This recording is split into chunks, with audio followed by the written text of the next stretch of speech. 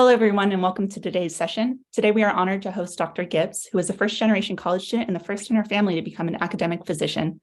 Dr. Gibbs earned her bachelor's in chemistry at the University of Delaware. She then earned her medical degree and completed residency training at Stanford Medicine. Dr. Gibbs currently serves as a professor of radiation oncology, a professor of neurosurgery, and an associate dean of MD admissions at Stanford School of Medicine. Dr. Gibbs has served in several educational leadership roles with the institution and is nationally a champion of diversity, equity, inclusion, and belonging. Thank you very much for joining us today, Dr. Gibbs. Thank you very much, Madeline. Really great to be here. And are we going to introduce others, or? I'm going to introduce Vanessa, who I know, and then Mr. Chavez. Mr. Chavez is the director of admission at Stanford. He has a long career in admissions, both at Stanford, UC Riverside, and he also has a master's in education from Harvard, and he has been at Stanford. How long have you been at Stanford now? On and off since 1999. Perfect. And Vanessa is a graduate of Santa Rosa Junior College and transferred to UC Berkeley and took a 2-year gap before applying to medical school. And she was ecstatic that she got into Stanford and so far loves it. And so, Vanessa. Yes, thank you so much. I'm always so happy to partner and talk with pre-med CC students, and excited to answer any questions and join Dr. Gibbs here and Albert, of course.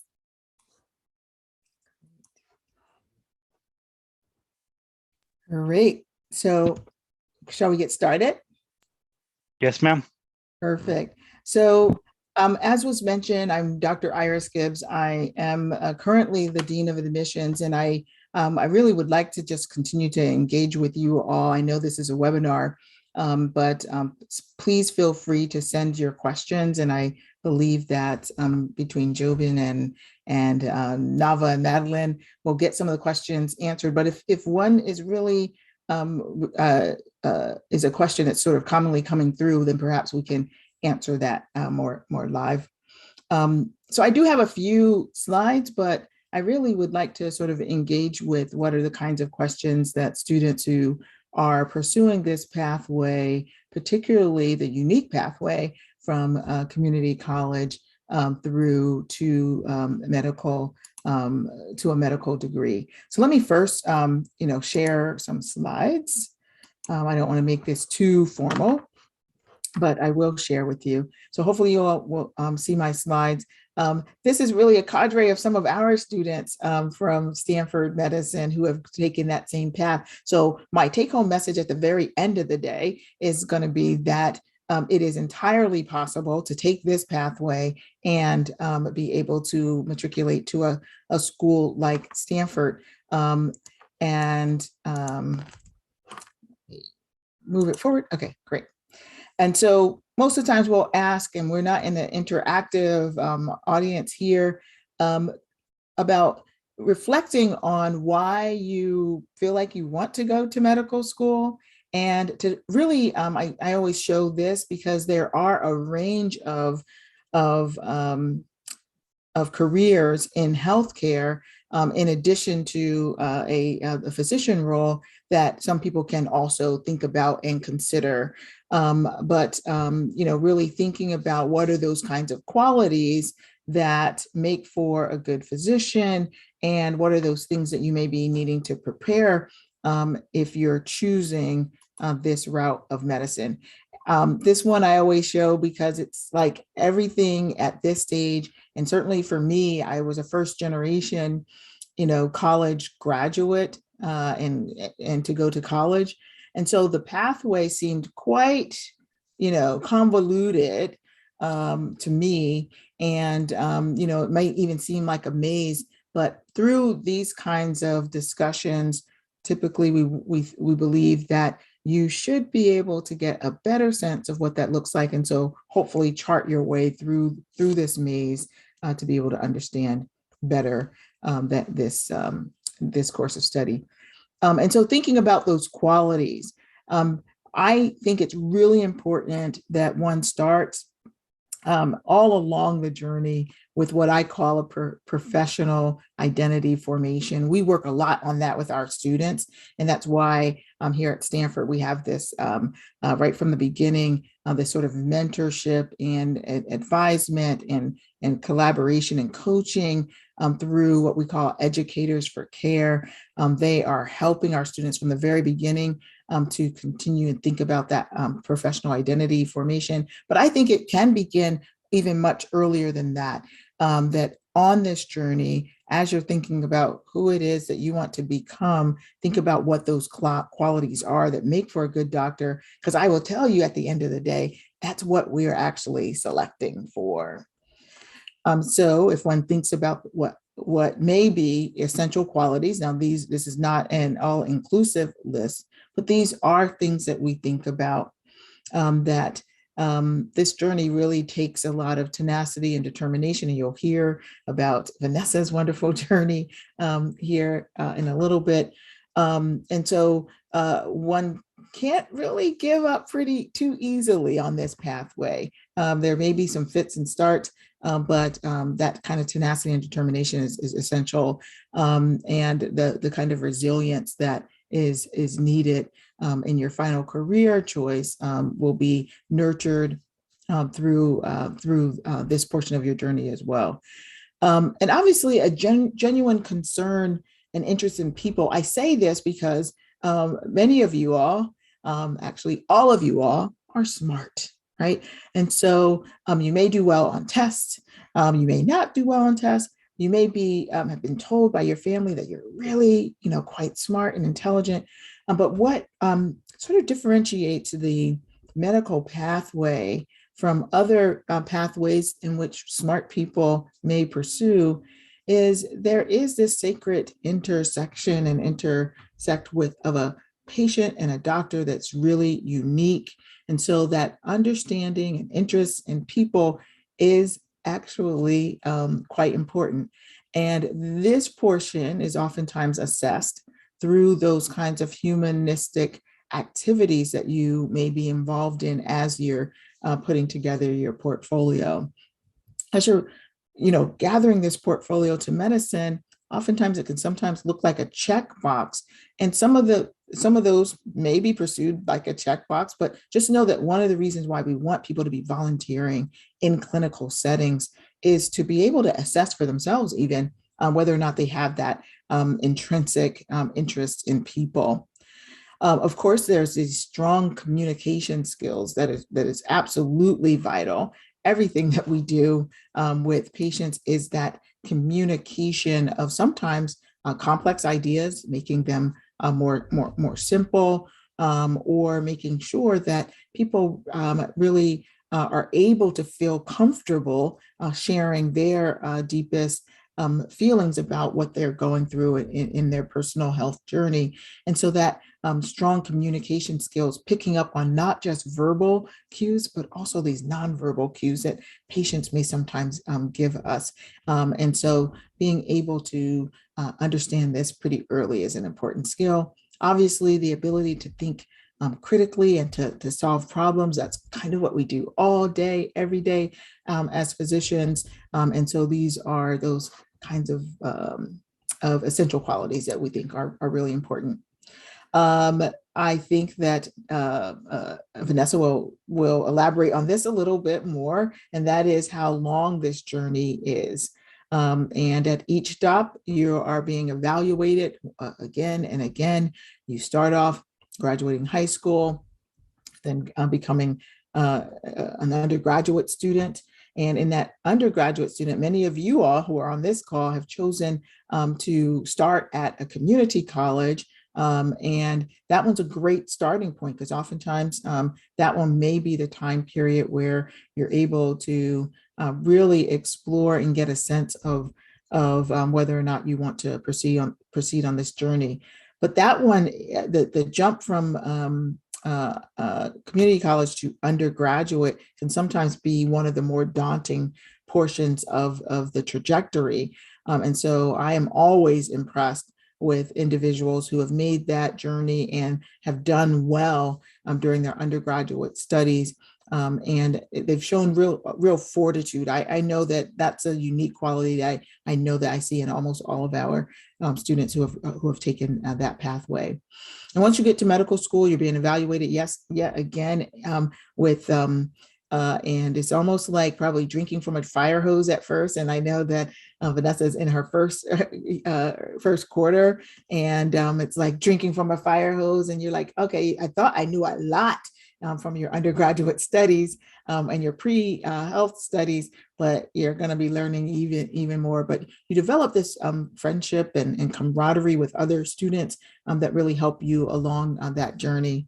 Once you're done with that, you get to choose a specialty of interest or areas of primary care.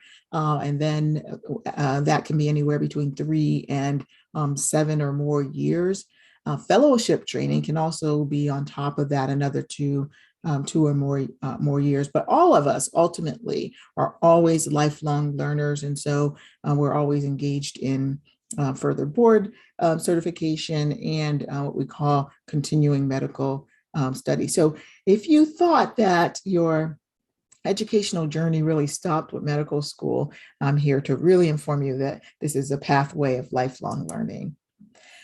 When we think about what are those characteristics of successful applicants, this slide here is not meant for anyone to dissuade themselves away from this journey, right? So I always tell folks, when you look at this, sometimes it'll be like, oh my gosh, the average, GPA is more than what I currently have, or the MCAT scores seem to be, quite high. But I always like to show this, not so much on the left-hand side of the screen. That one's really what the operations of the central application process, AMCAS, deals with. And that is, usually over 50,000 applicants each year. And when you see this number that says that less than half of those are either enrolled or accepted, I don't want you all to think of this as something that should dissuade you either, right? That all I'm saying here is let's make sure that you're prepared, you're most prepared with information, okay? And so a couple other points I always like to point out is that many of these metric-based things have a range.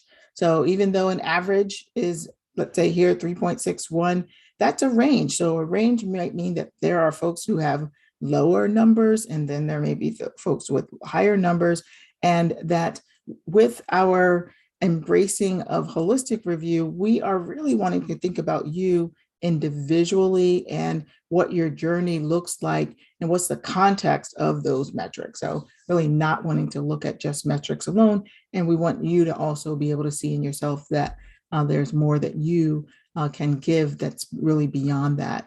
And on the right-hand side, speaking to the metrics here, you can see that of the people who actually enroll, you can see that full range. So one doesn't necessarily have to get this 528, which is the highest score. There is something about some of the individuals who might be scoring lower than the average that is so compelling that medical schools want these students here. So I think always thinking about how you can uniquely contribute and to connect in with your individual passion and not just simply doing a checkbox. Speaking of the checkbox, you see here on the bottom, there are a number of things that successful applicants are doing with their time. Obviously, they're taking rigorous coursework to show that they can handle the rigors of a medical school education, but they're also spending time in research labs. And I hope that Vanessa tells us a little bit about the research that she's done, and community service hours. So all of those are things that we come to almost expect from individuals through this journey. Ultimately, when you're deciding on medical schools, the ones to which you wish to apply or see yourself most aligned with, I hope that you remember to write this down. I want you to think about investing in learning a little bit more about the schools and their mission statement. every medical school is thinking about attacking the issues around health and improving health by using different kinds of strategies.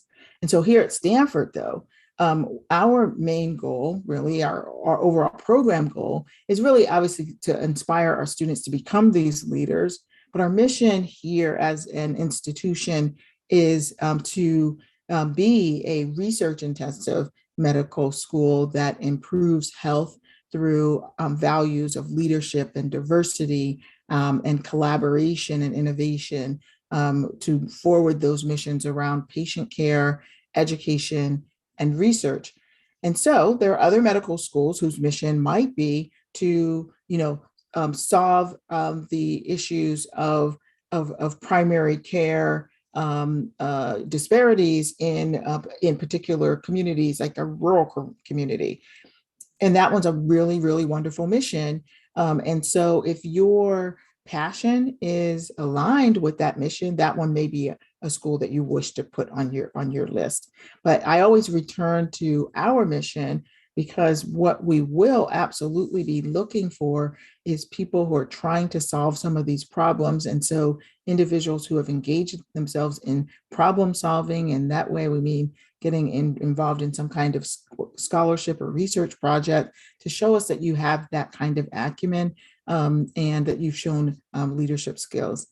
This is a great picture. I love this picture of our class that has just entered just this cycle, just maybe a month or so ago, or 2 months ago now. You will probably already have heard that this process is long. It starts with the MCAT primary application, which is a central repository that you will fill out applications for. And it will go to all of the schools that you apply. There are some notable exceptions in that, like states like Texas has their own application process where students can apply essentially to both. But most schools are affiliated with, at least the MD programs are affiliated with the MCAT application. And so that's what I will focus on. Of course, there are DO schools that have a different application process, but similar. So these are all of the various aspects of the application. And so it's a long process. This means every single part of this is pulling together years of data and not just simply arriving at a point and saying, oh, I think I'll apply to medical school. Your biographical information or things that are really beyond just, which neighborhood you came from or which state you were born in. They really delve into much more than that. And then, of course, your academic and schools that you attended, the kind of coursework, you kind of want to get a sense of what not only the course of study, and at this point, I'll emphasize that virtually any course of study can open the doors towards medicine, even non-science majors, but one does still need to prove some acumen with regard to some of the scientific, foundations. And so the MCAT ends up being that sort of normalizing factor, even if you studied English literature, but you've taken the preparatory courses to show that you have acumen in chemistry or physics or other biological sciences. That one's the tool that says, hey, you know what, that person's probably going to do just fine. Your essays really go at the heart of your own personal journey. This is my point where I need to emphasize that you need to be you. You need to also be able to tell your story in a really coherent way. So most of our students tell us that a good personal essay will take the better part of 6 months to write. And it's going to take many, many years to develop these experiences from which you can pull to make a really compelling essay. The experiences are the things that I've just talked to you about, ranging from research, shadowing, scribing, medical exposures, and volunteer work, and leadership that is really part and parcel of your entire application. And at the end of the day, you will compile all of this but much of this will be corroborated by people who know you best. And that's where the letters of recommendation come from. And so I know there's some institutions will say, who write these committee letters, and they require that students select a particular type of science professor or others. So this is one reason why it's really important that when you're engaged in your undergraduate studies, that you are connecting well with others who can see this view. So if you're, a little on the quiet side, find ways that you can get a little bit more attention and visibility through some of the smaller group exercises, so that there is this ability to more genuinely write a letter of support. So it's not one or two lines that says, oh, this person was in my class and they got an A or B, right? And so you want someone to be able to really corroborate some of the journey and some of the experiences that you've had. So that's where the letters of recommendation fall into play. I mentioned that this is very long, and for us, it's long as well, because even after that application is completed, then we will invite applicants to provide even more individualized questions on subjects that are really important to us at Stanford, and each school typically provides those supplemental application. Stanford may be a little bit unique compared to other medical schools in that we tend to offer supplemental application to all applicants unless you outright do not satisfy our criteria. And the only criterion that is considered at that stage is if you've already gone to medical school before, then that one we don't accept transfers. And so that one is really the only criterion that would keep someone typically from not getting from getting a supplemental application. So it is important for us to read every single application, no matter how high the score is, no matter how low the score is, and to be able to holistically assess each applicant for these aspects of the application. And we know that applications to medical school and the supplemental application can be costly. Our supplemental fee is $100, but we try to align our waivers of our supplemental application fee with the waivers that MCAS has provided to students. We do understand that sometimes there may be a gap just by virtue of the fact that MCAS may focus on certain criteria to make that assessment. And so those who may not and who feel like they maybe need a fee waiver, they can always request one, and we will make some assessment as well, even for those applicants who may not have qualified for a fee waiver through AMCAS. And that's typically related to our international students. Okay. You'll hear a lot more about this from other folks along your journey about how the MCAT has shifted over the years, certainly since the years that I was a medical student. And it really emphasized you taking a wide range of courseworks that are beyond the basic sciences. And it involves integrating various pieces of knowledge as well. I talked to you about the holistic review. I won't go through it in more detail, except to say that what this means is that schools are using a wide range of information about you to try to put your whole picture into context. And oftentimes that's putting your metrics into the context of your experiences. And of course, we're all looking towards achieving excellence. So in a final word, I'll just state that this journey is more of a marathon and not a sprint. So please pace yourself. And developing this portfolio takes many, many years. And it's also important for you to recognize how unique you are and to align with why you got onto this journey, what keeps you motivated and passionate about this. And I think a lot of the other part of the story will fill in. Definitely get outside of your box and engage actively in your world. That will help you with in great measure with this entire part of the journey. So with that, I'm just going to stop my share. I feel like I've been speaking quite a long time and would be happy to answer any questions and to give time for Vanessa. Thank you.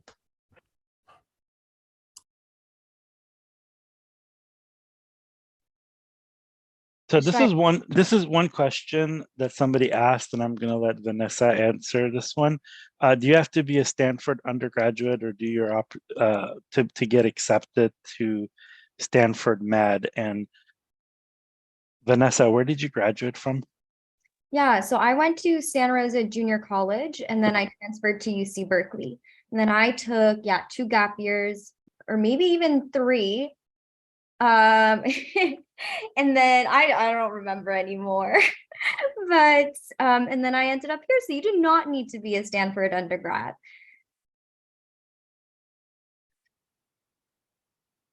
And we have a question about shadowing. How many shadowing hours does Stanford typically look for in applicants? So I will just speak to all of these things then, which I do know that some schools will have students focus on charting a certain number of hours. We're talking about charting a certain experience that fully informs you or helps you to be informed on whether or not this pathway is right for you.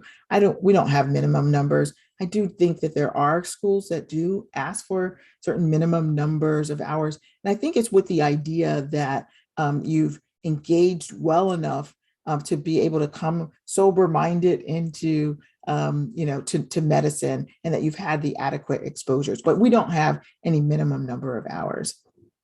Can I quickly add to that? I know we have a ton of questions, but just quickly, I'll go over just my journey and how that worked. So I was born and raised in Sonoma County. My parents were immigrants, no higher than a high school education from Mexico. And so I had no idea what careers were out there, what it meant to go to college. And so for me, medical school wasn't like really something I was thinking about until later on when I really knew that that was an option. And so for me, it was a lot of exploration. I didn't know there were checkboxes. So again, I was looking at one point, I was looking at robotics, I was looking at public health, and eventually, and just looking back at this whole application process, it really makes you reflect and put these puzzle pieces together.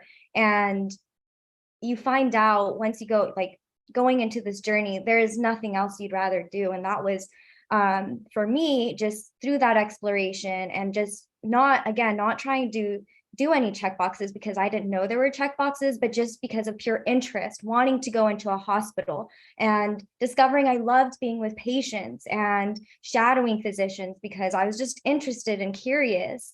I think that's where later on in interviews and in the application that I was able to show that passion and that like compassion for this field and for hopefully my future patients. And so I just wanted to share that, where it was a blessing in disguise to not know what this process was going to look like early on.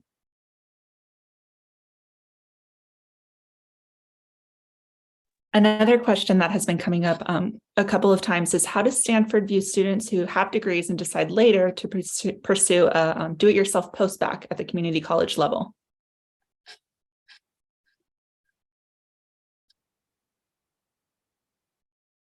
I'll have Vanessa take that. Sorry, what was the question again? I got a chat message. It was, how does Stanford view students who have taken a postbac at the community college level? Okay, so I do believe that.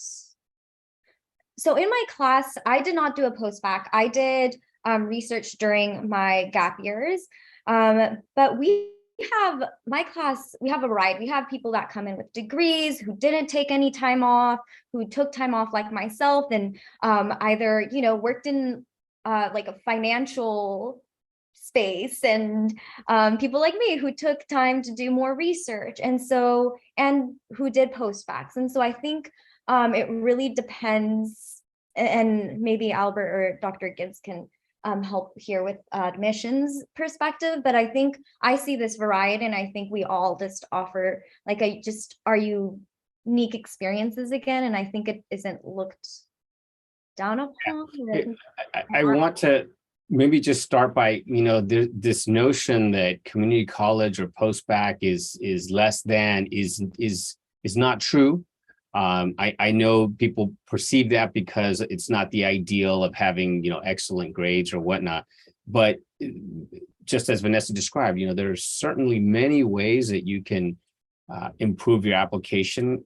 Presumably, maybe now there are two reasons why people take a post-bac, right? Maybe because they didn't do so well.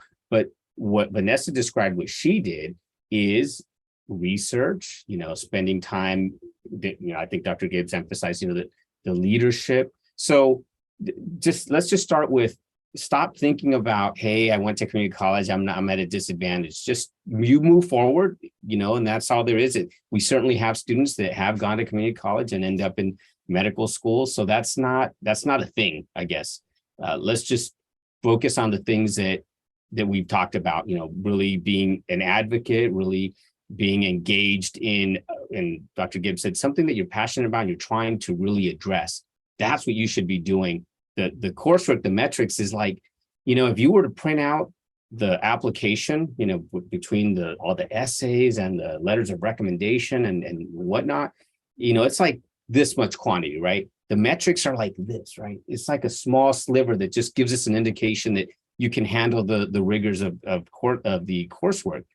But it's all the other things that are going to set you apart that really tell us this is someone who's going to be someone that will really contribute to the class and to the field. Yeah, we do understand that there are many reasons why individuals may take post-baccalaureate studies. And we differentiate those who have gone through a community college route, like what Vanessa had mentioned, where kind of after high school or sometime after that, you studied there and then transferred to a 4-year and probably applied to be able to make that transfer. That one's different from someone who, number one, took some community colleges during high school just to supplement their applications, or those who decided that after they graduated undergraduate, took some community college courses as to take their prerequisites. And so, when one takes this path and let's say you decide to do a post-bac studies to be able to really pull together some of the coursework that may have been missing, because we understand very, very clearly that this journey can, you may be missing courses, maybe it wasn't even offered at certain places.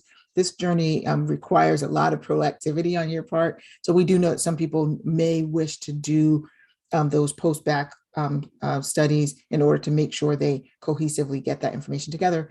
But what we do see from time to time is, someone who may take this study because they're like, oh, I want to improve my GPA.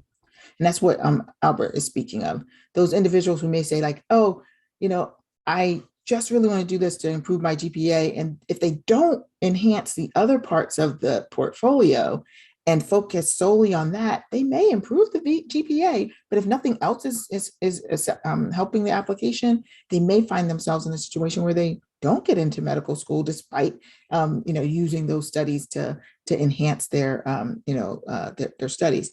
And so I would say if you do it for that reason, make sure you're filling out those other aspects of the application as well with really robust experiences that highlight leadership and independence and things of that nature.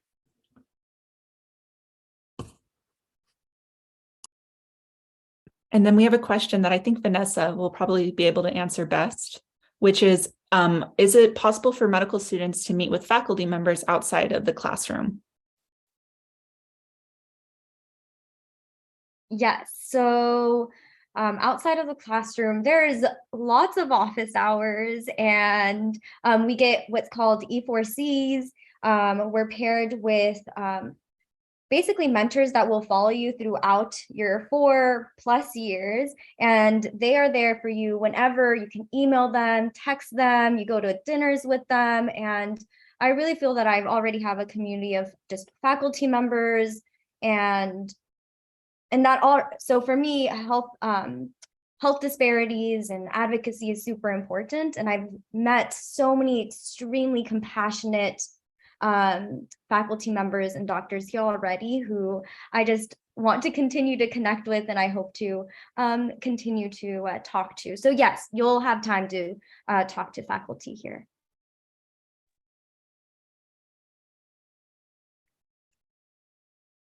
I saw a question that was here a couple of times about the MD PhD.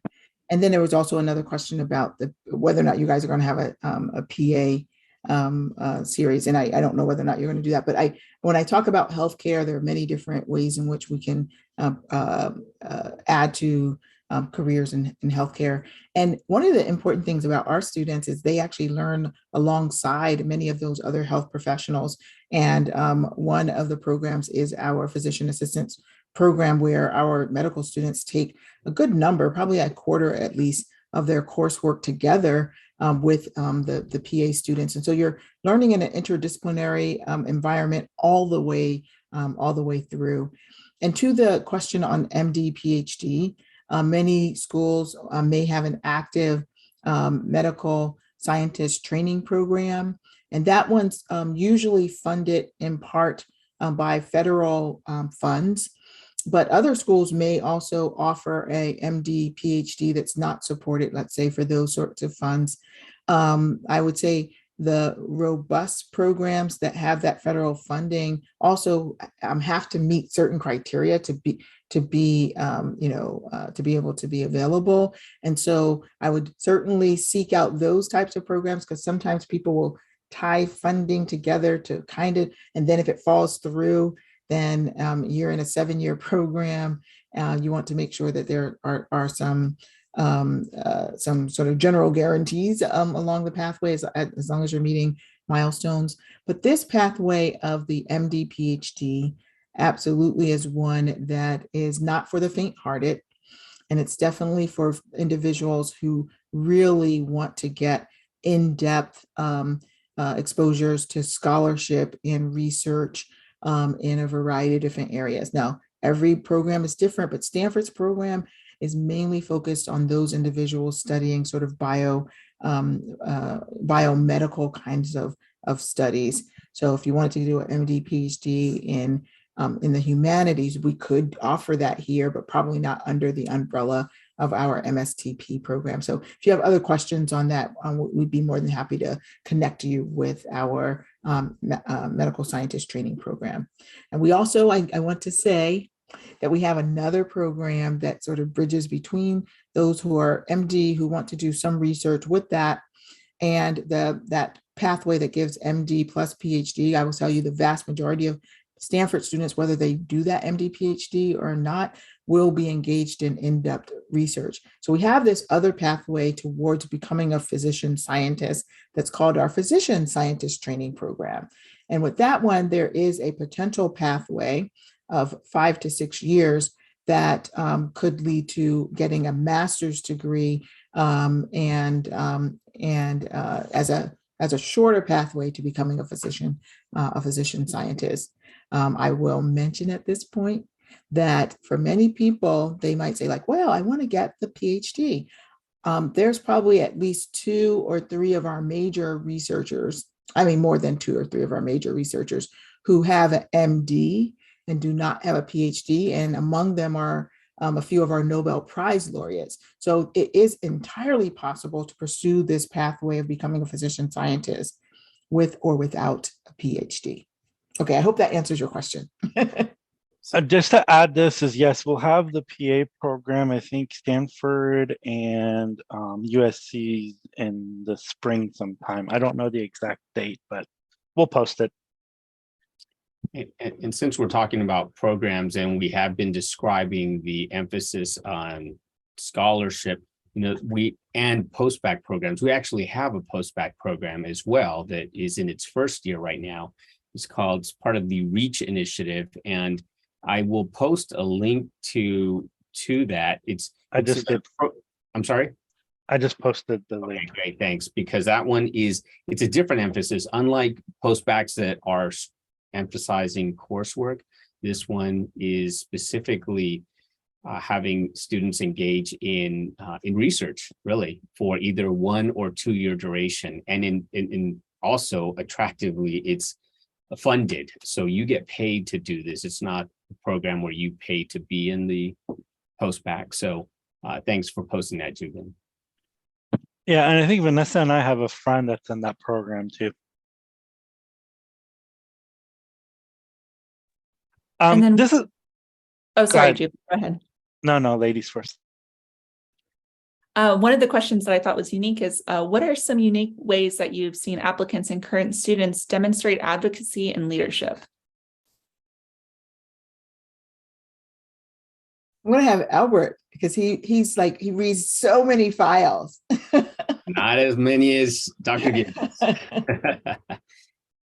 Well, I like to give this one example of a student many years ago who was a 19-year-old sophomore in college who started this program that on her college campus is called Unite for Sight, UNITEFORSIGHT.org. And I encourage you to look it up. And when you get there, you'll notice this is an international level organization. And, they're not all like this, but my emphasis is this woman, Jen Staples, she was 19 years old, started this program on campus where what she did is collected unused eyewear and distributed to organizations, or I don't remember where it was, but it was a small, kind of a activity. And she ended up expanding that to other college campuses. So there were other chapters of Unite for Sight, and it became this bigger and bigger program where she actually applied to med school a couple years later and was accepted to Stanford, in fact. And she decided she was going to defer because she still wanted to keep building this organization. And it was part of the Clinton Global Initiative. It became this really big endeavor that is funded by corporations and foundations and so forth. And so I just use that as, you start here, this is, you're not all going to get to that level, understood, but you find something where you say, I have an issue that I'm passionate about. I want to address a particular problem. You can go volunteer at a homeless shelter every week, and you might help serve food. And that might be, that's good. But then there are things that you can say, hey, I want to, you're at this homeless shelter and you're finding that people there are there because they have mental illness. So instead of just going to serve food that week, you now say, hey, I'm going to partner with the local county agency to have people come bring mental health workers to help, with that problem. So you just find what you're doing and kind of keep expanding. So when we talk about this spectrum of showing up is one thing, but then you have showing up a lot. Then you have people that kind of assume leadership, then expand to new initiatives, new programs. Maybe at that homeless shelter, they need money, to have mental health workers, or they need resources to have prescription drugs. And you could partner with other agencies that can provide some of that. And on and on. So there are different levels of just whatever you're doing. Think about the impact, not just beyond today, but how are you leaving a legacy? And that's an operative word that we use, is what is your legacy? What is it that you did? So, and it really starts with you having something that you care deeply about. So that's one little example I gave of maybe the homeless shelter where you're kind of doing that, or look at, and if you look at Unite for Sight, I think they have a description of how it started. And think about that's how you start advocacy. This is something that I'm going to put Vanessa on the spot, but can you talk about that thing that you do for Sonoma County? And every single person can do it in the United States, in every county. So Vanessa. Yeah, so an example of something you can all do. So during COVID, I actually started volunteering again at a community-free clinic doing Spanish translations. And I realized that a lot of people were just telling me that they were going to see a therapist for the first time, but they were speaking Spanish and they didn't really have that great communication with their therapist. And so then that made me curious, just what is our county doing about this locally? And so I saw that I could join the mental health board, and I got appointed to the Sonoma County Mental Health Board, and I continue to be an appointee for them. And through that, I'm like one of the youngest and the only Hispanic as part of this board. And because of that, I bring this new perspective, and I'm able to advocate, for example, to do a mental health mental health fair for the county for Spanish speakers, or to lead a conversation that advocates like for Spanish speakers and the Hispanic community there. So I think once you find a passion, just continue to see ways that you can help locally even and make an impact in that way. So that's an example of something I was able to do and continue to do. And actually, I'm now working with a second-year med student here to work on a kind of a research project where we could probably collaborate with that county and county here. So it's exciting, as Albert said, that you can continue to grow that and expand once you find an interest in something. And I want to put Jubin on the spot too, because maybe Jubin, you can describe, I mean, Jubin has a legacy of a lot of advocacy, but maybe you can share a little bit about even how you started the, gosh, there's so many examples that you can give, but even the UC Davis emergency medicine program, just, maybe that's an example that you can share.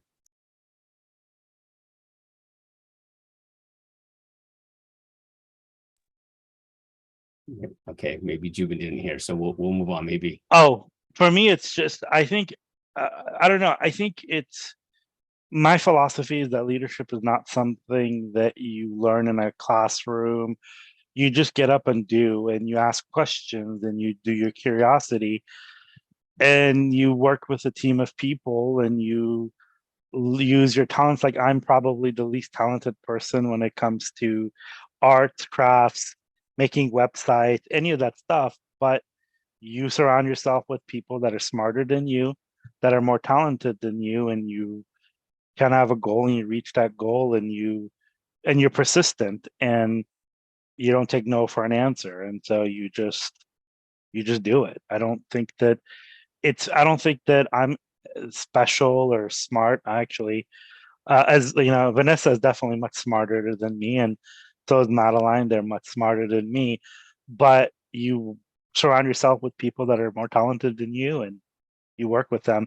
I don't know. I just think that, but also I think that everybody is very unique, and you come from your own unique community, and you are the only one that may be that bridge to your community. And so for me, is the community college students and not having access to these kind of information. So starting this kind of organization, kind of the same way, or Vanessa finding mental health people in her own county that weren't having access. And so she got up and did it. So I think a lot of people do that. I think it's just by doing it, though. It's not going to happen magically, and you're going to get a lot of no's and naysayers, and that's okay. That's normal. And I think to just build on that, we have a question. Somebody was wondering, how does Stanford view leadership experiences that are not related to the medical field, such as being in student government? In most cases, we will find that that the leadership is not necessarily related to the medical field. And so there are many different ways in which people can show leadership. I would say, however, that the named leadership positions in student organizations is probably the foundational level of leadership that we would be talking about. So we're not, we're actually looking at leadership as a quality, right, that others can kind of corroborate through your engagement, and not necessarily the named positions that you might have in various organizations. Though those can sometimes be impactful, particularly if it is supported by the kinds of examples. But just simply being the president of that particular organization, certainly the president of a student body of a large university would actually speak volumes of, but it's really also about the additional work or the additional, what Albert used this word, legacy, that you may have left behind, something that others can continue to build upon is what we're looking at. This is a question, Mr. Chavez, people are asking, and I think as what Dr. Gibbs said, that you lay your eyes on a lot of application. What are some of the top mistakes people make on their application to med school? And just highlight some of those. And I think it's really important from your perspective, if you want to talk about that a little.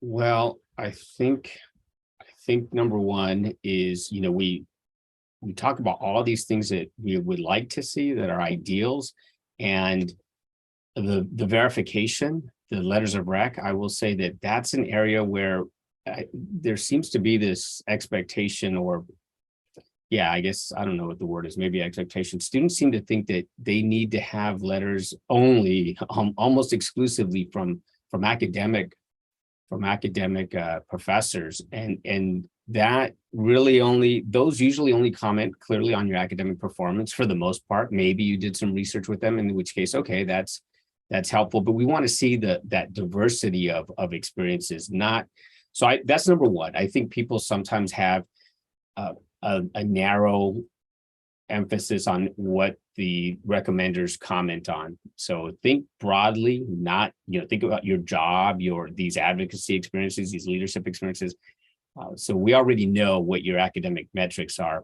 So we want to know more about your innovation and things like that. That's one. That's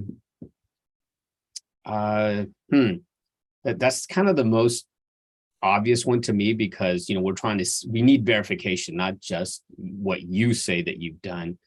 I will let Dr. Gibbs jump in with any of her thoughts on obvious mistakes. Well, some of these are not so much mistakes, but they are little faux pas that I think that if we tell you about this now, you can avoid. So one is that if you get these like opportunities to identify, I think 3 meaningful experiences, and those, I always say to students that something that is personally meaningful may not necessarily always make it to the level of these meaningful experiences. And that's not to take anything away from those, but what we're also looking for, particularly in those 3 things, is some kind of corroboration. So I like to make sure that there's a letter that correlates with each of those. And so when I see a missing letter, when you said, oh, that research experience that I spent 2 years doing is one of my meaningful experiences, and I don't see a letter, then that one can be a real question about like what happened here. And it just leaves a little bit too much empty space for others to sort of fill in. So that's one. I think not proofreading your application, particularly for the supplemental questions. Sometimes the supplemental questions you will have so many different schools you've applied to that's asking you to submit these, and you may decide to thematically arrange your essays. But if you put Stanford in a Harvard essay, that you're like, oh, I'd love to be at Harvard. And we're like, oh, okay. And you didn't proofread properly or whatever, then, those are just little things that we definitely don't like to see. The other thing is on a larger front, not those sort of practical things, is I would say applying when you're not ready, taking the MCAT when you're not ready. And when do you know that you're ready? That one's a question, right? So maybe Vanessa can tell us about when you know that you're ready. Oftentimes it's not just because I've charted this timeline. It may be some other things. So I'll have Vanessa kind of weigh in on when are you ready? Yeah, and the mistake might be applying when you're not ready. Oh, sorry, Albert. Yeah, I just want to add one more thing, because you reminded me of something about when you're entering the descriptions of your experiences. I think a mistake, in my opinion, is that it's similar to what Dr. Gibbs was saying. You might describe what that experience meant to you. You know, I did whatever, I volunteered in the hospital, and you might feel good about it. You might say, oh, you know, I felt, well, literally, sometimes people describe the impact on you, but think more about what the impact is on others, what your work has resulted in, what other people are benefiting from. So not just what you get out of it, but like tangible outputs, like because of what you did, now 100 more people are going to have access to whatever. So in the experiences, that is a mistake I think I see. People just, they're telling you what you got out of it, not so much what other people, and ideally, you know, you're doing this because of what you're going to impact other people. That's the ideal, right? I mean, yes, there's a benefit what you get, but hopefully you're doing it for what you're doing for others. Vanessa, now maybe you can share what Dr. Gibbs is. Yeah, about when you feel ready. I think so what do I want to say? I knew when I was ready. I'm not sure how I can express that. I feel like one thing that I would want to say that's practical is, again, this is a lifelong journey, and you shouldn't rush through that. Take the MCAT when we say when you're ready, you actually assess through taking practice tests, and don't rush, because you don't want to take it multiple times. It is a long exam. You want to take it and be done with it. So assess yourself by taking a lot of practice exams. I believe there was probably a session by Pre-Med CC talking about the MCAT in specific, but in terms of applying, I also suggest applying early and having that time beforehand, because as was mentioned earlier, it takes maybe up to 6 months to write your personal statement. It does a lot of revising, and so make sure you have that time and don't rush through that. And I think when you can do that, that's the best. And just deep inside, you know when you're ready to go into med school. So in that regards, that's just something you should know within yourself. But yeah, just don't rush through it is what I would say. Yeah, to this point as well, I'll say that I saw a question that asked, oh, I'm in a gap year. When's the latest to consider, certain prereqs? Once you submit your application, that application should be able to stand on its own. If you are like, oh, I need to, I really would like to get the experience that you're doing now, it's not going to make it into the application. If you're relying on that to be the evidence for your, let's say, emphasis on leadership, or that your ability to show that you can do good scholarship or problem solving, that activity that you're doing usually during that gap year, if you're applying during that year, is not going to be part of that primary application. Now, AMCAS has this way where they have these things now where you can separate actual hours from future hours. And of course you can add that, but we'll see that as like, oh, they haven't really made their impact there yet. They just signed up for this particular club or this particular role. So part of when you're ready is going to be that all of those major things that, and I hate to call it a checklist, because it's more than that, but there are basic things that you do need to have covered your bases on. And if you're missing, then that means you really aren't ready yet. So that's at a bare minimum. Yeah. And I think to build on that question or that answer, we do have a couple questions about gap years and how Stanford views gap years, and if Vanessa has any insight about how her gap years went. Well, I'll just say, and this is just an observational trend that I've seen, and it's not a mandate, it's not a request, it's not a requirement, but I think more and more the students who end up being successful in their matriculation at Stanford have taken at least one or more gap years and have not applied necessarily in that last year of undergraduate. It can be done.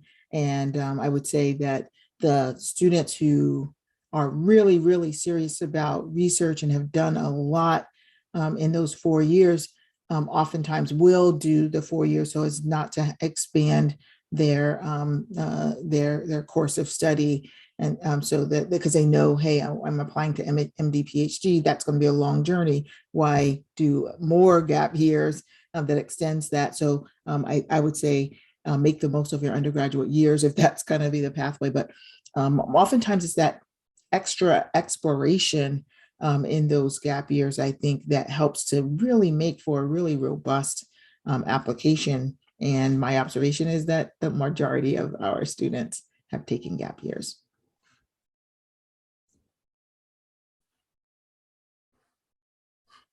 This is a question I like to ask all the deans and everybody, and this is a couple of people. What is the secret to getting into medical school? I call it the secret sauce. And so for Stanford, what is the secret sauce, Dr. Gibbs? And because everybody asked that question, and so I hope you could tell them what the secret sauce is. Wow, here on live on live webinar. There really is no one, and certainly not secret, pathway to getting into Stanford. Otherwise, I would plug it into some sort of AI algorithm and we'd be done. We probably wouldn't need all the staff we have to review files. But it really is that combination of everything I think Albert stated earlier around being able to make an impact in an area of passion of yours so that we can say, wow, I'd love to, hook my, wagon to that train because they're going somewhere, right?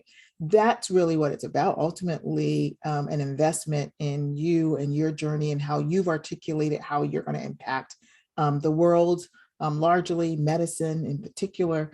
So there's no specific secret sauce except that you have demonstrated this promise and potential, which may be visualized through some early leadership, some advocacy, and some legacy that perhaps you've left behind that that others can follow. So this impact is what I think I heard Albert say, impact that allows people to feel pretty strongly that you're really going places. And one more thing I'll say about that, it looks different for different people. Some people that have had the access to do a lot more versus those that, have a different context, a different starting point. So, it doesn't all look the same for everybody. It's a different starting point. So, I might ask somebody, what is their most, one of the common questions I like to ask is, what are you most proud of? And for some people, they might say, yeah, they started a company, let's say. But for others, it might be, hey, I graduated college. I'm a first generation college student. So keep in mind that it matters. The context matters. So it doesn't all look the same for everybody. What is the secret? And I'll just add, sorry, Jimmy. No, go ahead. Just seeing my classmates, we are all so different. And I love that so much because I'm learning from every single one. We all have different ages, come from different schools, passionate about so many different things. Some super into art, others super into their research. Some have PhDs already, some don't even have research or research experience, but are super passionate and have worked with organizations and are continue to be leaders in these organizations. And what I see among all of them is that passion that they have shared with me, and that they all, and their goals are to make a difference and make an impact, and they are working towards that. So yeah, there is, just for you to be able to share that, I think and to have those goals to make an impact, I think are just very valuable. And I know that's very broad, but that's just what I see among all my classmates. This is a question. There's a lot of questions about statistics and data that people are asking. And most of it is on the MSR that I posted on the link. But The only thing that I would add is the only data that you need to know that 100% of people that don't apply don't get in. Whatever that is, medical school, research. We have the NIH director of training. She's going to give a talk on November 18th about research and stuff. And we've had already people asking us data. And it's like, I don't know. But 100% of people that don't apply don't get in. So a lot of this data that you're asking is publicly available on the MSAR. And so we're just going to limit those questions because that's all available and you could look it up.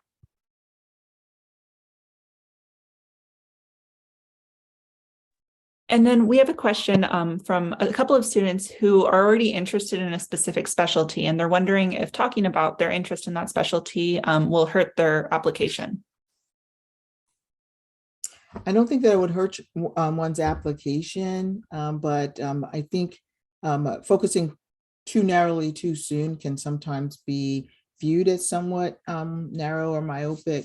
And so as long as you're filling out your portfolio with a range of experiences that show that you can have that diversity and that you have that a little bit more open-mindedness is good. But at the same token, I generally do like to be able to follow the trail a little bit.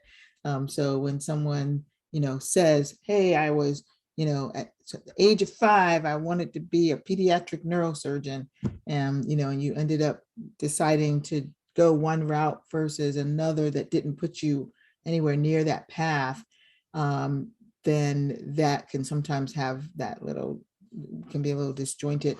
But yeah, a balance between showcasing that you at least understand other areas of medicine.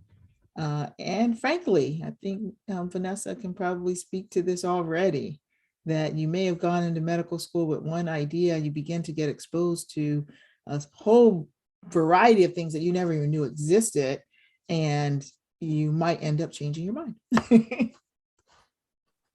I could just say this, knowing Vanessa and her and I talking, she has changed her specialty, I think 372 times between 17 different ones. So just, I think most people change it. I don't know if that, I made up the number, but. So there are a few. It's really good to come in with an open mind, and just, again, talking to classmates. They do come in with maybe an idea, but then they're like, this anatomy class and working is maybe changing my mind, and maybe I want to do general surgery or orthopedics. And so, and then we have interest groups. So you really get to learn a bit more about fields you never thought about before. So it's an exciting journey. Keep an open mind. And on a related note, if you say that you want to be, since age 5, you want to be whatever, pediatric cardiologist, but you don't have any of the relevant experiences, which is not, you do see this where people say, I want to do this, I'm passionate about this, but you don't have the record, you don't have the track record that you've been involved in this. So then that's something, when you ask the question about weaknesses, that's something that's like a red flag. When people are so adamant in their description of what they want, but you don't have the record, then that's not compelling. I mean, doesn't seem yeah. But the caveat is this, particularly speaking to individuals who have taken this this path less traveled through community college. We recognize that sometimes those opportunities are not necessarily available to you, and you may have that deep-seated desire, but you don't know how to get there. So we're not going to count that completely against you. But as you're doing some of the other sort of prerequisites, being able to hopefully get some sort of exposure is helpful. But we do recognize that there are some people who just, like, radiation oncologist, that's what I am. Did I know what a radiation oncologist was? Yeah. So, and that's what I am doing now, right? And so, when I graduated college, nobody else in my family had ever done this before. So of course I'd seen a pediatrician. So it was like, okay, I think I want to go into pediatrics. Not realizing that as I got more and more into the laboratory and more like I got into studying cancer, that actually this one is what and it was like home, right? Just and so we recognize that. And so but yeah, for those who need to have a goalpost in order to be able to chart a path, we'll understand that typically you'll be able to figure it out in the essays. And one question that we have coming up quite often is research a requirement for students accepted to Stanford? And does that research have to be in biomedical sciences? We have the word research in our mission twice. And by that, typically we really do mean the scholarship. And that's why I'm heard Albert and I usually using that interchangeably, because oftentimes when people see the word research, they think that you're at a lab bench and it has to be biomedical scientific research. More and more, there's a lot of sort of dry lab kind of research on informatics and the AI and things outside of science and technology that may be community-based research, clinical research. And I know that Vanessa did some clinical research as well, but, and so, yes, we want you to show us that you can solve problems and that you can invest yourself in a longitudinal journey, because we know that the skills that research or scholarship teaches us is failure from time to time, tenacity and determination, that you're not getting answers typically overnight. So those are the values that I think we're looking for in saying that, yeah, most students are going to have something of that sort, broadly defined, come to Stanford. This is a good question. And I've heard this answer actually from both of Dr. Gibbs and Mr. Chavez, was how do you know when people on their application over exaggerate, and how do you know? And I've heard both of your answers, so. Take it. Well, I don't know that we know, but I will say that, the letters of rec, I'll come back to that. That's a good source for us to know what is, you might indicate that you have made this major impact on the experience section. That's what you wrote, but in the letter, it doesn't say that. But that doesn't mean you're not truthful. It could very well be that the recommender didn't give you the appropriate credit. But that's another thing. You have to make sure that the people you're asking to support you really are going to be advocates that really do know you well and really can comment on those things. But I don't know that you can, I don't know about truth, honestly knowing. Well, we can get hints on that. So, it's really about internal consistency, corroboration, and yeah. And so, of course, I think I had a couple other slides I was going to talk about, staying away from, platitudes and over exaggeration, because, I think even in this modern world, you all know that a lot of things facts are easily provable. Yeah. That leads to one, sometimes I tell this story that I won't tell here, it's too long, but don't lie. Just don't, because you can, I'll just mention briefly, there was a situation once where an applicant told their professor that it's a long story, there was a family situation. And the professor ended up writing about that in the letter of recommendation. The applicant didn't know. The applicant said that their brother was killed, something pretty significant. But said he didn't really talk. He wasn't trying to make a big deal about it. This is in the context of a course. The semester before, the professor wrote about this in the recommendation. During an interview, somebody asked the applicant about the brother, and the applicant did not know that that something had happened, right? I mean, the applicant didn't know that the recommender was going to say that, oh yeah, his brother died, but he did bring up that story in the recommendation, and it was found out, and it became a big deal. I mean, it was a big deal. It was actually it's an article in the, it became a big deal because the applicant ended up getting, after they discovered this, he was suspended from school. Actually, I believe he may have even been expelled. So his whole career, ended up, his whole trajectory went sideways. He actually tried to sue the school.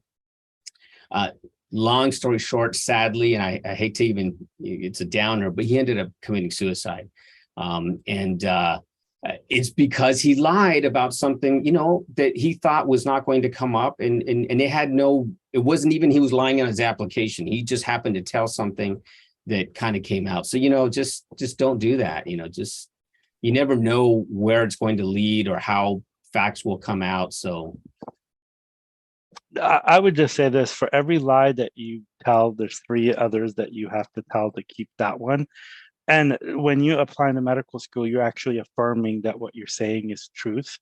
And if it's not, and if they find out, you can, there's consequences for that at any point. And also, when you go into medicine, you take oaths and boards and fingerprinted and all of these different things. And so it will catch up. So don't lie, be honest.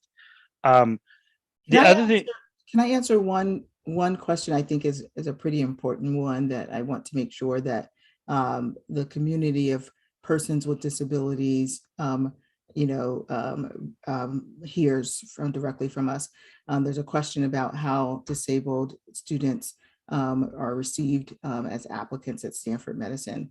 We want to be able to fully broaden the workforce of medicine, and I do think that we are underrepresented with regard to persons with disability. And so Stanford was one of the first groups to just paste on our website, because we want people to actually know that persons with disabilities are welcome and encouraged to submit applications to study at school at Stanford.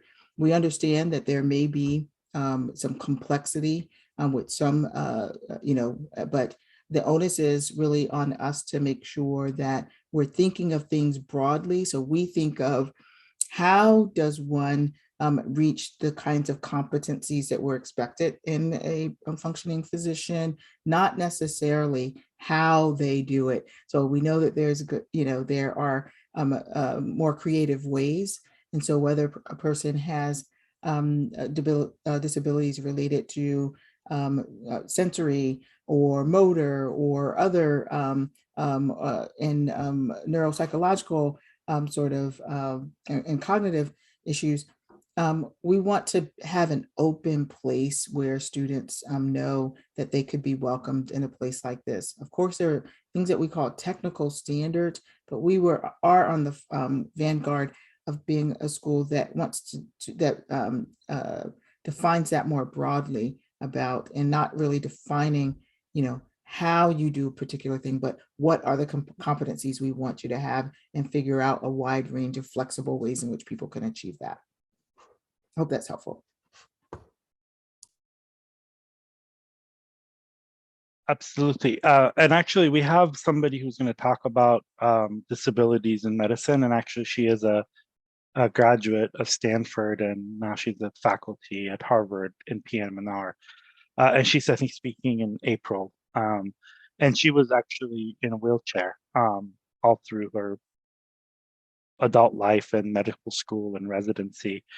And she went to Stanford. And also, disability is not just physical, but it's also learning and a host of other things. And so thank you for, actually, that was one of the questions that I was going to bring up about disability. One of the other questions that I saw on here was about imposter syndrome and being a first generation. And I think that both Dr. Gibbs and Vanessa can talk a little bit about that experience and imposter syndrome. So I'll quickly say that that is something that may never go away, that you may have to continue to deal with as you continue on this journey, but you find ways to deal with these thoughts that come in of imposter syndrome. I think one of the things that I tell myself are that, sure, I may feel this way right now, but my voice still, I'm here. My voice belongs here, and I can share this voice and I can share my experiences in this space. And it is okay. And it's actually good for my own growth to feel uncomfortable and not always having to be comfortable, right? So that's what I remind myself when I'm feeling like, again, like, how did I get here?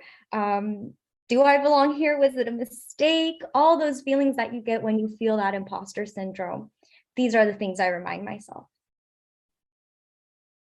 Yeah, it's kind of interesting looking at things now, more than 30 years later. Certainly, I think, there was certainly a time in my life where I felt like I was entirely invincible in anything, I could really achieve anything. And I think that kind of spirit is really important to pursuing this kind of pathway.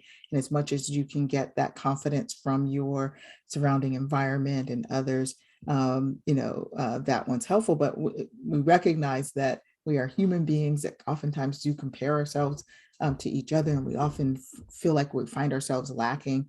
And so I think it's normal to have that kind of feeling. But now, looking back over the years and recognizing that there are clear places that my voice and me being the only one has really shifted the entire landscape of a place, has me reflecting that, wait a minute, why was I ever thinking, right, that I didn't belong? Because in fact, so many things are made better in the end, the way that even my own field, where I'm truly very, very underrepresented in, to really shift the conversations around how we take care of patients in particular areas.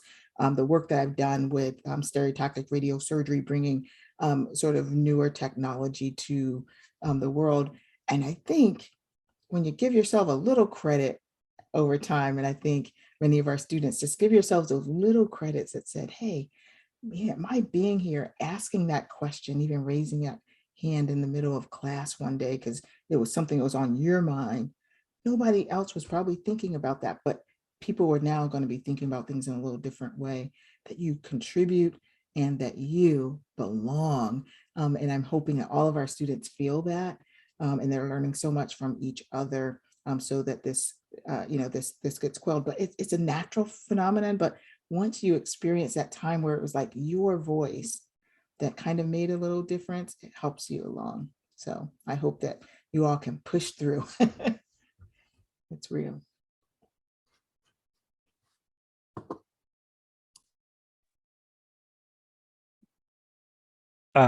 This is also another question about lecture styles at Stanford. Are they recorded? How are exams, and how's teaching done? I think COVID must have changed a whole bunch about this. So I'm going to lean on Vanessa on this one, because I think we're still figuring a lot of that stuff out. What was the question? Sorry. This one's about the lecture styles and Oh, how are things being done now? yeah. So we just finished what is called quarter zero, or yeah, right. And this Mini quarter, we used to call it. quarter. And I really enjoyed this quarter, because what they say, and I don't know if I should be saying this in front of Dr. Gibbs, but it's really a time to get to meet your classmates, and you do take a science course, and you start taking anatomy, and it's still a lot of studying, but you have enough time to go out with your classmates and make those bonds and connections. So I really enjoyed that. This week we started quarter one, where we start a little heavier load. We start a class called or more officially start a class called Practice of Medicine, where we get into ethics in medicine and how to do soon the patient interview. And we start biochem, which I love. And today, for example, we had our first biochem session where we went over cases. So we went over diseases and how they related to biochem. And that is just feeds my soul. And so with this new quarter, we'll have classes all together Monday through Friday. Wednesdays you have off to take electives or just take completely off to do other things you'd like. And for example, on Wednesdays, I will take 2 electives and do research. So my electives are in health policy research, so an introduction to health policy research, and a cooking class. I'm also taking an elective on refugee health and asylum health. And so these are all just ways I continue to feed my soul along with the courses that we're taking. And we also take courses with the PA students, which I just want to mention because they are just phenomenal. I love working with our PA students. We are in small groups in anatomy, for example, and so I really get to work closely with our PA students in our dissection groups, and they're just really great to study with as well. Super organized, and I love them so much. And I just have loved the courses. If you want more details on the course load, I can always discuss that further with you all. Email me if you'd like. And one question that's been coming up is, how does Stanford view international students?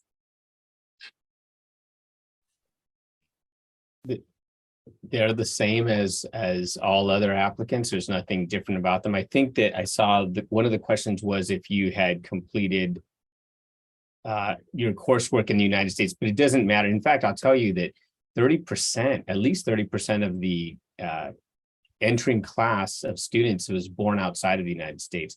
But there's no distinction. You know, they're treated just like all other applicants. The only kind of stipulation I will say is that if they have completed a bachelor's degree abroad, if it's not from a school in the United Kingdom or Canada, then they do need to complete at least 1 year of study in a US or UK or Canadian school. But otherwise, no, they're the same as all other applicants. And to that point also, individuals who are undocumented have always been encouraged and accepted here at Stanford Medicine. And I want to make sure that that's clear as well.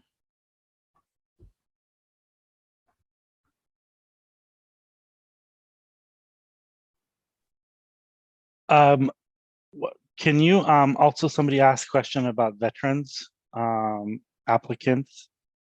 Any disadvantage to that? Any disadvantage of being a veteran? No, not that I can say. Each year we generally matriculate at least a few persons who have served military service. And of course, there's other individuals who have military academies that they've served in as well. But yeah, we each year some of our strongest students strong leaders really come from that program. If anything, I'll just say this one proves the sort of holistic aspect of our review. We know that certain experiences might shift the way that certain perspectives, for example, for the MMI, I might be observing a few trends around that, but we put that into context with the entire story. But some of our strongest, most ardent medical student leaders have come from those backgrounds. This is another question. People are asking question about shadowing, clinical experience, virtual shadowing, and asking questions, should you do an EMT, CNA, the alphabet soup of other things. And can you just talk a little bit about that? I wonder if Vanessa can tell us what you did in terms of those clinical exposures. Yeah, so again, because I didn't really know of this checklist, I didn't really know how to apply to medical school until later. I really just because of out of interest, I saw a friend do volunteer at a hospital. So I started volunteering at an intensive care unit. And through that, I was also able to ask some of the doctors there if I could shadow them. I also had a friend whose dad was a doctor, so I was able to, I did an informational interview with them. And also growing up, my mom cleaned a community free clinic. And so I, in high school, was volunteering at this community free clinic. And eventually that turned into me being able to do Spanish translations. So that's more of the work I did in a clinic. And I think that's kind of my clinical experiences. In addition to in undergrad, I also I TA'd a nutrition class at another free clinic, which is slightly different. That's not so much clinical work, but I didn't do I didn't do MA or I didn't do CNA. But these were enough for me to understand what it meant to work in a healthcare team. And of course, there's so much more I'm still going to learn, obviously, but it was, again, just for me to explore and see that what it really means to be in that healthcare setting, talk to patients, be with nurses, and what a doctor does throughout their day. I wanted Vanessa to say that because I think what her story typifies is that you're following this sort of passion and that somehow the boxes check themselves. So that's what I wanted. That's one reason why because you said it a number of times that, yeah, I really didn't know the path, but you were really following some of these opportunities and made the most of opportunities that were provided to you at the time, and then continue to pursue those things that resonated with you. So that happens quite often where the boxes basically check themselves. And I also want to share that the way that question is framed, it feels like, again, there's this expectation that you have to have quote unquote clinical experiences. I think clinical experiences are good for you mostly because you get to learn and get a sense of whether this is the right path for you. But again, think about it more as, and I think this is what Vanessa described, of service and caring. I think one of our former deans, Dr. Ron Garcia, used to describe clinical experiences as they don't have to look a certain way in the hospital, in a medical setting. It could be caring experiences. It's a way that you are giving service, really, because presumably you're interested in this profession for that component of compassion and healing and service. So it doesn't have to just be traditional in terms of what others are getting out of it. In terms of what you may want in getting exposure, sure, but it's not a requirement. One thing that I really loved about this is sort of separate, but one thing I want to mention is one thing that I loved about volunteering at the hospital. I became really great friends with the the secretary there. And again, I mentioned this because it is so important for you to realize that healthcare is it's a huge team effort, and we really need to value everyone on the healthcare team, because I do hear that sometimes that lacks. And I think that's just really important for you to see early on and have just have an understanding of that teamwork that's involved in healthcare. So that's something I've really gained out of it, and I hope you all will too in your experiences. Yeah, I would just, oh God, I'm sorry. No, you go ahead. Because I would just say that I work in the ER and we see a lot of volunteers that come in and come out. And I always just tell them to be most useful and treat people with dignity and respect.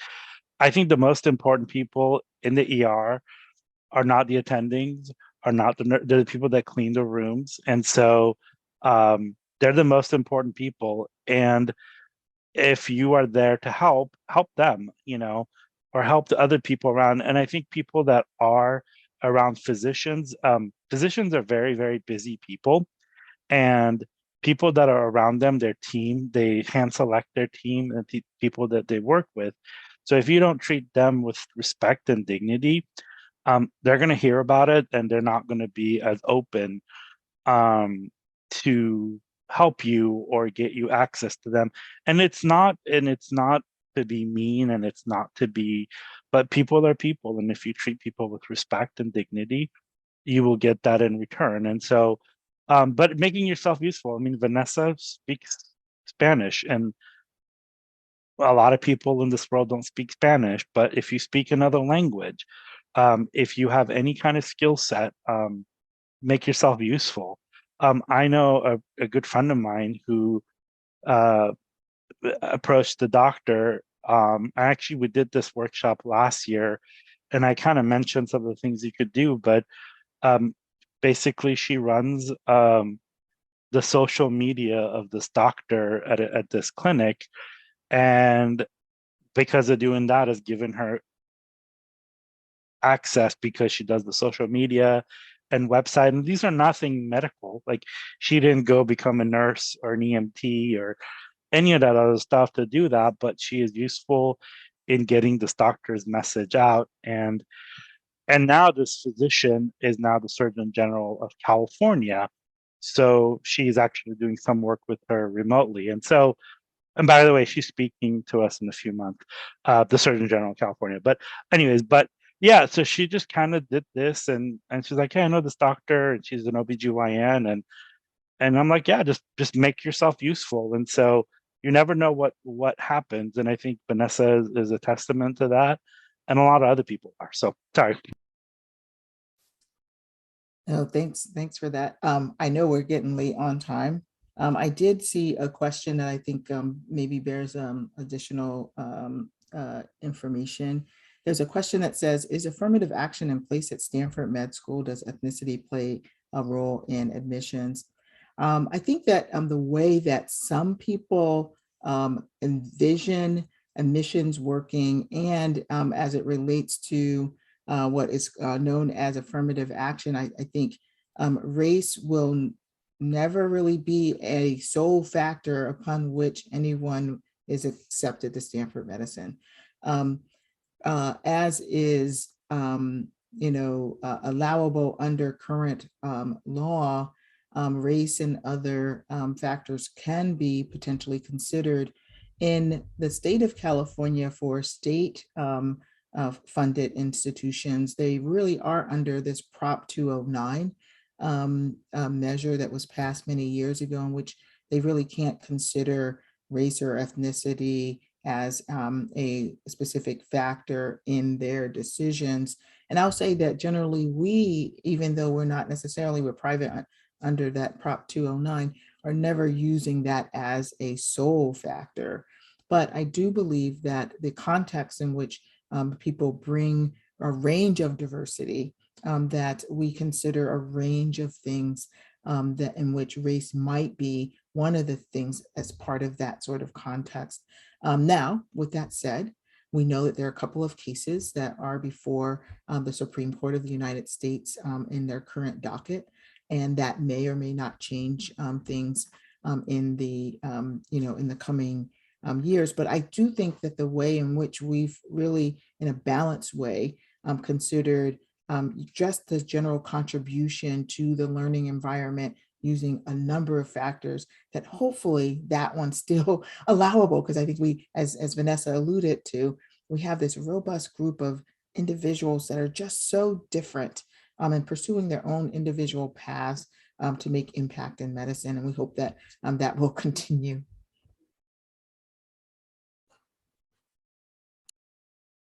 And I think one question that's coming up consistently is, how does Stanford School of Medicine view students who maybe had a rough start at the beginning of their career, or maybe have a poor score in one metric, how do they view that in the holistic review process? Yeah, so every element is not in, some sort of isolation. It is within a context, and within the context of grades or metrics, it really may be about the trends. And so if one can, have a positive trend that helps me to forget about that other part, then yeah, that one will be more helpful. So yeah, it really is about trends and context. If someone were to provide that context for us, and that means being vulnerable sometimes, provide that context, then we may be able to really put things, in its proper place as we're making decisions.